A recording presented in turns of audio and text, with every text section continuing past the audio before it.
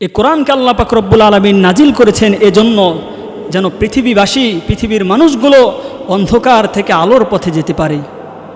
মানুষ পুঁজিবাদ, ধর্মনিরপেক্ষ মতবাদ, যত রকম গণতন্ত্র সহ যত রকম মতবাদ মানুষের তৈরি করা আদর্শ রয়েছে, মানুষের তৈরি করা যত মতবাদ রয়েছে, এই সমস্ত মতবাদ থেকে এই কোরআন এই অন্ধকার থেকে আলোর পথে নিয়ে আসার জন্য আল্লাহ এই কোরআনকে নাজিল করেছেন। فمن تبع هداي فلا خوف عليهم ولا هم يحزنون।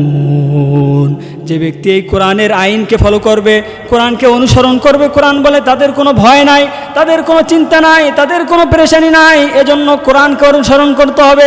কোরআনের আইন যদি কোনো সমাজে কায়েম হয়ে যায়, সেই সমাজে মানুষের কোনো চিন্তা থাকবে না, তাদের খাদ্যের চিন্তা থাকবে না, বস্ত্রের চিন্তা থাকবে না, সব কিছু কোরআনের সমাজে গ্যারান্টি দেওয়া হবে।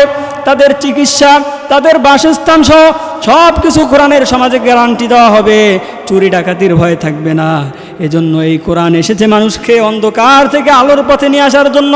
আল্লাহ পাক রব্বুল আলামিন বলেন, আলিফ লাম রা কিতাবুন আনজালনাহু ইলাইকা লিতুখরিজান নাসা মিনাজ যুলুমাতি ইলান নূর।